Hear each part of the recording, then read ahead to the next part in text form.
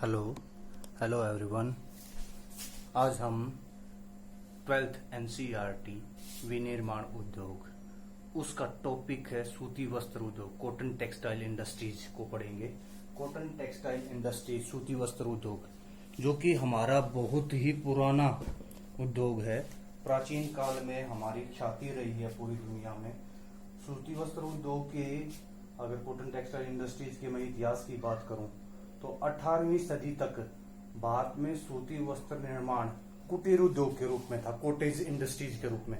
Cottage industries वास्तव में क्या होती है, जिसमें परिवार के कुछ लोग या एक आधा जो ना श्रमिक हायर करके घर के लोग ही साधारण टूल्स का इस्तेमाल करके कोई चीजें बनाते हैं, तो उसे हम कुटीर उद्योग कहते हैं। तो उस प्रकार की इंडस्ट्रीज होती थी उस टाइम पे। जो ढाका की मलमल, आपको पता है आज ढाका जो है ना बांग्लादेश में है, लेकिन कभी वो भारत का हिस्सा था 1947 से पहले। तो ढाका की मलमल, मसूलीपट्टनम या मछलीपट्टनम भी बोलते हैं इसकी छीट, कालीकट, सूरत व वडोदरा के सोने की गढ़ाई वाले जो वस्त्र थे वो पूरी दुनिया में फेमस थे। खास तौर से यूरोपियन कंट्रीज के अंदर, यूरोप के अंदर इसकी बड़ी डिमांड थी, बहुत ज्यादा डिमांड थी। हमारे बहुत सारे व्यापारी जो है, सिल्क रूट आपने पढ़ा होगा, रेशम मार्ग के जरिए जो ना यहाँ से इन वस्त्रों को लेके जाते थे और वहां यूरोप के देशों में बेचते थे। तो वो जो उस टाइम के वस्त्र और डिजाइन थे वो पूरी दुनिया में मशहूर थे उस टाइम पे। अगर मैं भारत में सूती वस्त्र उद्योग के विकास का जिक्र करूं तो 1947 में जब भारत आजाद हुआ तो उस समय बहुत सारा हिस्सा हमारा पाकिस्तान में चला गया था। जिसकी वजह से, पाकिस्तान में जाने की वजह से भारत का काफी नुकसान हुआ था। चलिए उसका हम आगे पढ़ेंगे, आधुनिक सूती वस्त्र उद्योग का विकास कैसे हो उसमें पढ़ेंगे। देखिए भारत में सूती वस्त्र उद्योग का विकास का कारण क्या था, हम चलते हैं इसकी बिल्कुल बैक में कि यहाँ पर ही क्यों स्टेब्लिश हुआ, हमारा देश ही पूरी दुनिया में क्यों फेमस हुआ, क्यों मशहूर हुआ। तो उसके पीछे कारण क्या था कि एक तो उष्ण कटिबंधीय जलवायु हमारी, यानी ह्यूमिड क्लाइमेट है यहाँ पर, जो ना हॉट क्लाइमेट है। और ऐसी जलवायु में आप देखते हो गर्मियों में हम सूती वस्त्रों का इस्तेमाल करते हैं। सूती वस्त्र गर्मी में जो है ना वो ज्यादा बेहतर जो है ना हमारी रक्षा कर सकता है, या एक तरीके से हमारे लिए बेहतर जो है ना कपड़ा है, जिससे जो है ना सुविधाजनक स्थिति में हम रह सकते हैं। इसलिए जो है ना उष्णकटिबंधीय इलाकों में जो है ना कॉटन के जो कपड़े हैं या फिर सूती वस्त्र जो है उनकी बड़ी डिमांड होती है। दूसरा, बड़ी मात्रा में यहाँ कपास का उत्पादन होता था। पुराने टाइम से ही हमारे देश में जो ना काफी उत्पादन होता रहा है। हमारा देश कपास के उत्पादन में काफी अग्रणी देश रहा है।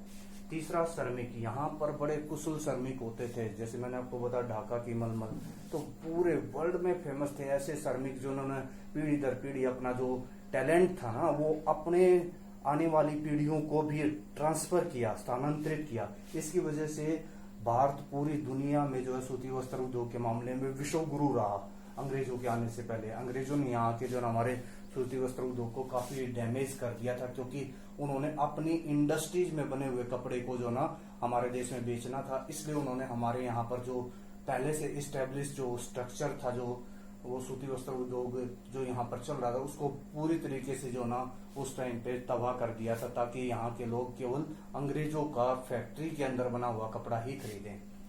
अगर हम भारत में आधुनिक सूती वस्त्र उद्योग के विकास की बात करें तो आधुनिक कैसे विकास हुआ, अगर हम बात करें तो भारत की पहली जो सफल मिल थी, ठीक है, पहली जो सफल मिल, सक्सेसफुल जो मिल थी वो 1854 में, 1854 में मुंबई में लगी थी, जो कावसजी नानाभाई डावर ने लगाई थी।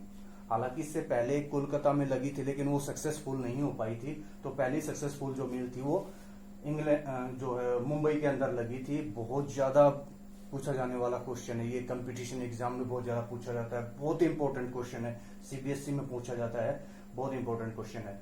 अहमदाबाद में इसके बाद 1961 में शाहपुर के अंदर लगी शाहपुर मिल, और 1861 में, और 1863 में जो ना कैलिको मिल जो ना स्थापित हुई अहमदाबाद के अंदर। 19वीं शताब्दी का जो उत्तरार्ध था, यानी जो बिल्कुल लेट 19th सेंचुरी थी, जो उसमें हमारे देश को के अंदर जो ना सूती वस्त्र उद्योग को थोड़ा सा बूस्ट मिला। और जैसे ही जो 20th सेंचुरी आई, जब वर्ल्ड वॉर्स हुई तो वहां पर आपको पता फर्स्ट वर्ल्ड वॉर 1914 to 18 हुई थी।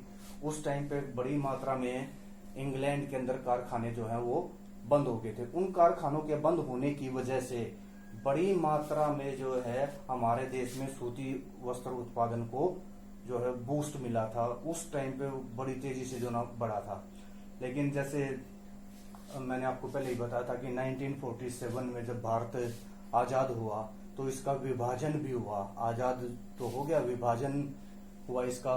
पाकिस्तान और बांग्लादेश दो देश निकल गए। उस टाइम पे बांग्लादेश को जो ना पूर्वी पाकिस्तान के नाम से जाना जाता था। तो पाकिस्तान के हिस्से में काफी बड़ा हिस्सा बहुत ही अच्छा कपास उत्पादक क्षेत्र जो ना वो चला गया, जिसकी वजह से कपास का एक अच्छा क्षेत्र जाने की वजह से काफी नुकसान भारत को झेलना पड़ा। अगर हम वर्तमान में भारत में कपास उद्योग के वितरण की बात करें तो कहाँ कहाँ पर क्या क्या फैला हुआ है, कितना ये उद्योग किस किस राज्यों में फैला हुआ है, तो हम बात करते हैं। सबसे बड़ा उत्पादक राज्य है महाराष्ट्र। महाराष्ट्र भारत का सर्वाधिक सूती कपड़ा, लगभग जो है 38% सूती कपड़ा उत्पादन करता है और लगभग 30% सूत उत्पन्न करता है।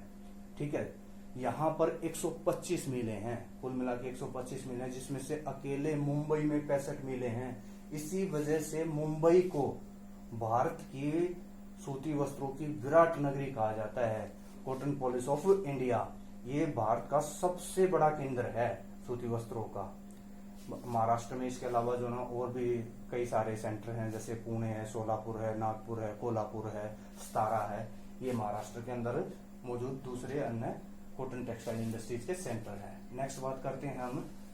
अच्छा, हम यहाँ पे एक और बात करते हैं कि मुंबई को जो है इतना बूस्ट क्यों मिला। मुंबई में अकेले में जो ना इतनी ज्यादा जो इंडस्ट्रीज लगी हैं, कॉटन टेक्सटाइल इंडस्ट्रीज, वो क्यों लगी हैं?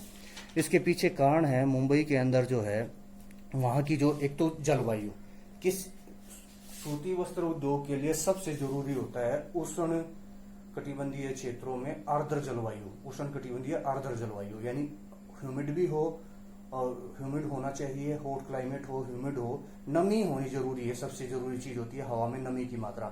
अगर नमी नहीं होगी तो क्या होगा, जैसे ही धागा बनाया जाएगा तो बार बार मशीनें धागे को तोड़ती रहेंगी और धागा टूट जाएगा तो उसमें गांठ पड़ जाएगी। गांठ पड़ जाएगी तो अच्छा कपड़ा नहीं बनेगा, कपड़े की जो क्वालिटी अच्छी नहीं होगी। क्योंकि मुंबई में क्लाइमेट ऐसा है, वहां पर आर्द्र जलवायु है, क्योंकि समुद्र के किनारे है, तो धागा टूटता नहीं है, जिसकी वजह से जो ना कपड़ा बहुत ही अच्छा बनता है, उसकी गुणवत्ता बहुत अच्छी होती है, तो इसलिए वहां पर लगाया गया। दूसरा, यहाँ पर जो ना बड़ा एक बहुत बड़ा सेंटर है, बहुत बड़ा मार्केट है ये। यहाँ बहुत बड़ी मार्केट होने की वजह से एक प्रमुख बंदरगाह है। मुंबई एक मुख्य बंदरगाह के रूप में विकसित हुआ, तो दूसरे देशों से यहाँ पर जो ना सामान, कपड़ा भेजना है या कुछ हो सामान, मशीनें मंगवानी है, तो वो आसानी रहती है। ठीक है, इसके साथ साथ मुंबई साथ इसको टाटा जल विद्युत परियोजना से सस्ती विद्युत शक्ति प्राप्त हो जाती है। इसके साथ साथ यहाँ पर बड़े बड़े पूंजीपति और देशी विदेशी बैंक हैं। आपको पता है मुंबई हमारे देश की आर्थिक राजधानी है। यहाँ पर बहुत बड़ी मात्रा में जो है पूंजीपति लोग हैं। इसको इकोनॉमिक कैपिटल ऑफ इंडिया भी कहा जाता है। इस वजह से ये सारी चीजें अवेलेबल हो जाती है, जिसकी वजह से मुंबई एक भारत के बड़े केंद्र के रूप में विकसित हुआ। नेक्स्ट बात करते हैं हम गुजरात की, दूसरा राज्य जो दूसरा सबसे महत्वपूर्ण राज्य है भारत का। यहाँ 120 मिले हैं। अहमदाबाद सबसे बड़ा केंद्र है। अहमदाबाद में अकेले में 73 मिले हैं, 73 मिले हैं। इसे पूर्व का बोस्टन या मैनचेस्टर कहा जाता है। मैनचेस्टर जो है इंग्लैंड के अंदर है और वो पूरी दुनिया में कॉटन टेक्सटाइल इंडस्ट्रीज के लिए फेमस है। तो उसी प्रकार से पूर्व में, ईस्ट में, वो वेस्ट में है, ये ईस्ट में है। ईस्ट का मैनचेस्टर कहा जाता है। अहमदाबाद एक बहुत बड़ा केंद्र है। इसे डेनिम सिटी ऑफ इंडिया के नाम से भी जाना जाता है, डेनिम सिटी ऑफ इंडिया। यहाँ पर गुजरात में अन्य जो केंद्र हैं वो है सूरत, वडोदरा, भावनगर, पोरबंदर और राजकोट। अब बात करते हैं कि अहमदाबाद इतना बड़ा केंद्र बन के कैसे उभरा। तो उसके लिए यहाँ पर कौन कौन सी जो ना अनुकूल परिस्थितियां हैं, फेवरेबल कंडीशन है, उनकी बात करें तो हम यहाँ की क्लाइमेट भी आर्द्र है, जैसे मुंबई की है, इसी प्रकार से आर्द्र जलवायु है। दूसरा, यहाँ पर मुंबई के कंपैरिजन में सस्ती जमीनें मिल जाती हैं, विद्युत भी मिल जाती है, सस्ती मिल जाती है। इसके अलावा जो ना गुजरात में बहुत बड़ा कपास का उत्पादक क्षेत्र होने की वजह से रॉ मटेरियल मिल जाता है, कच्चा माल मिल जाता है। और एक खास बात और, अहमदाबाद में उस तरह के कपड़े बनाए जाते हैं जो आम प्रयोग में होते हैं, जैसे धोती और आपकी साड़ियां मुख्य रूप से जो प्रयोग होती हैं। तो इस तरह के जो ना कपड़े बनाए जाते हैं। और एक बड़ा मार्केट है अहमदाबाद, और परिवहन के साधनों के द्वारा, रेल मार्गों और सड़क मार्गों और बंदरगाहों के द्वारा ये देश के अंदर और बाहर आसानी से जुड़ा हुआ है, जिसकी वजह से जो ना बंदरगाहों के द्वारा दूसरे देश में सामान भेजना है, मशीनें मंगवानी है या कपड़ा मंगवाना या बेचना है, सब कुछ आसानी से किया जा सकता है। नेक्स्ट बात करते हैं हम पश्चिम बंगाल की। पश्चिम बंगाल में जो ना कोलकाता के आसपास जो है 48 किलोमीटर की परिधि में हुगली नदी के किनारे 41 मिलें सेटअप की गई हैं।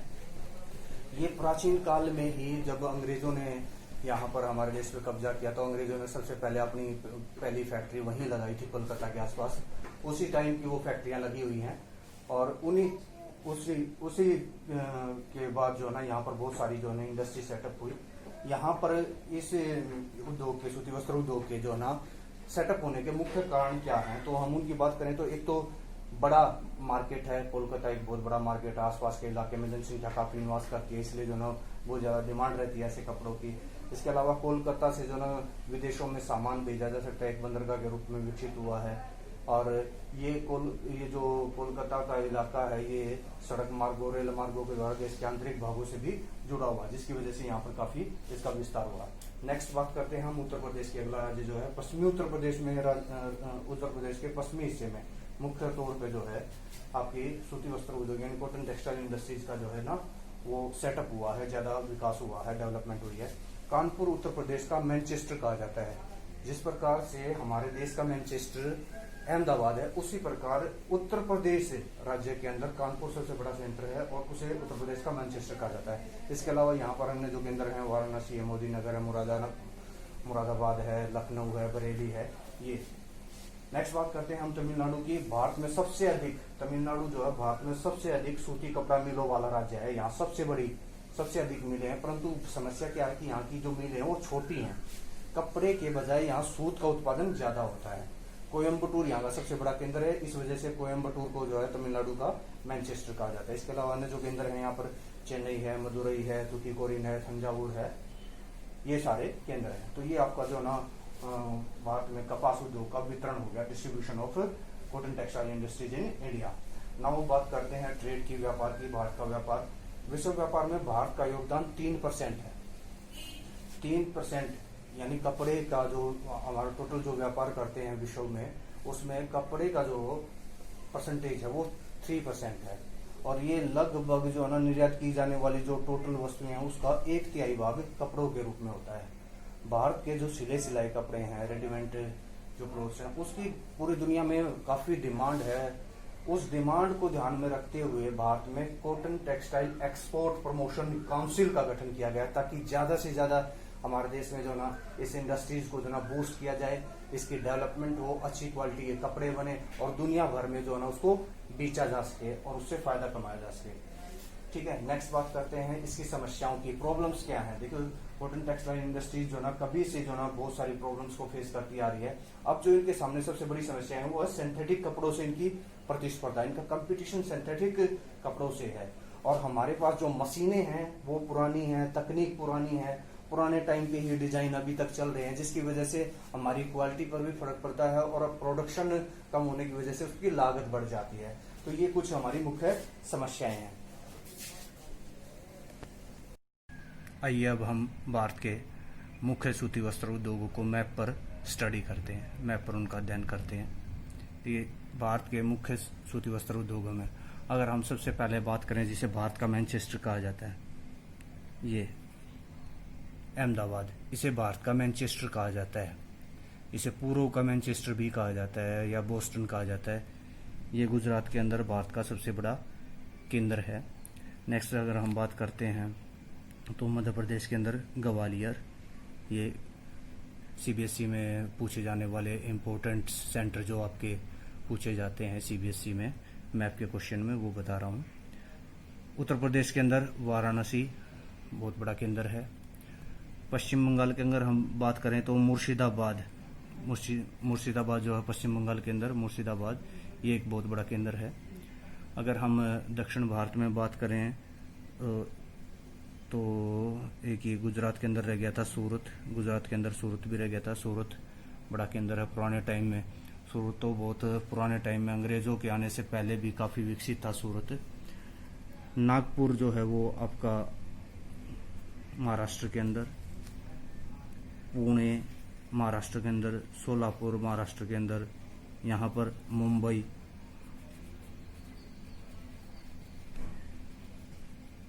मुंबई भी एक बड़ा केंद्र आपको पता है। इसके अलावा जो है कर्नाटक के अंदर मैसूर बड़ा केंद्र है। तो ये मुख्य रूप से पूछे जाने वाले आपके बड़े केंद्र हैं जिनको सीबीएसई में बार बार पूछा जाता है। इन्हीं में से कोई आपसे सीबीएसई में मैप्स का क्वेश्चन पूछा जाएगा। भारत का एक मुख्य सूती वस्त्र उद्योग गुजरात के अंदर, ऐसे पूछ लेगा केंद्र, उद्योग केंद्र। इसी प्रकार से ऐसे पूछ लेगा उत्तर प्रदेश के अंदर स्थित भारत का एक सूती वस्त्र उद्योग केंद्र। तो इस तरीके से ये जो इस मैप को आप अच्छी तरीके से स्टडी कर लें, भर भी लें, ताकि जो ना एग्जाम के टाइम आपको प्रॉब्लम ना आए। Thank you.